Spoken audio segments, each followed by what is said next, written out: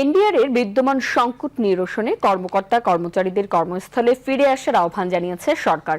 আজ এক বিবৃতিতে বলা হয়, বাংলাদেশের বাজেট ব্যবস্থাপনায় উন্নয়নমুখী কার্যক্রম পরিচালনার সবচেয়ে বড় সীমাবদ্ধতা হল দুর্বল রাজস্ব সংগ্রহ ব্যবস্থা।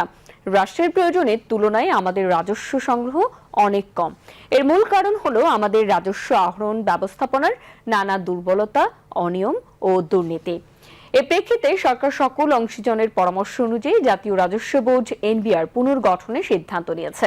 বিবৃতিতে বলা হয়, সরকার গভীর উদ্বেগের সাথে লক্ষ্য করছে যে রাজস্ব সংস্কারের কাজকে বাধাগ্রস্ত করার জন্য কতিপয় কর্মকর্তা কর্মচারীবৃন্দ নজিরবিহীনভাবে আন্দোলনের নামে গত 2 মাস ধরে দেশের ব্যবসা বাণিজ্য, আমদানি রপ্তানি এবং রাজস্ব আদায় কার্যক্রম অন্যায় ও অনৈতিকভাবে ব্যাহত করে চরম দুর্ভোগ তৈরি করেছে, যা সম্পূর্ণভাবে অগ্রহণযোগ্য।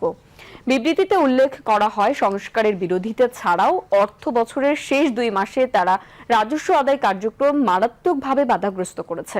এই তথাকথিত আন্দোলন পরিকল্পিত ও দুরভিসন্ধিমূলক, যা জাতীয় স্বার্থ এবং নাগরিক অধিকারের চরম পরিপন্থী।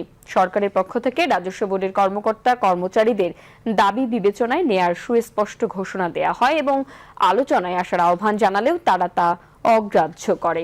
এ পরিস্থিতিতে অতি জরুরি আমদানি রপ্তানি ও বৈদেশিক বাণিজ্যের কার্যক্রম চলমান রাখার জন্য জাতীয় স্বার্থে সরকার জাতীয় রাজস্ব বোর্ডের আওতাধীন সকল customs house, ICD, bond commissionerate এবং শুল্ক স্টেশন সমূহের সকল শ্রেণীর চাকরিকে অত্যাবশ্যকীয় সার্ভিস ঘোষণা করার সিদ্ধান্ত নিয়েছে। বিবৃতিতে সরকার আশা করে অনতিবিলম্বে কর্মকর্তা কর্মচারীরা কর্মস্থলে ফিরে যাবেন এবং আইন বিরোধী ও জাতীয় স্বার্থ বিধ্বংসী কর্মকাণ্ড থেকে সরে আসবেন। অন্যথায় দেশের জনগণ ও অর্থনীতি সুরক্ষায় সরকার কঠোর হতে বাধ্য হবেন।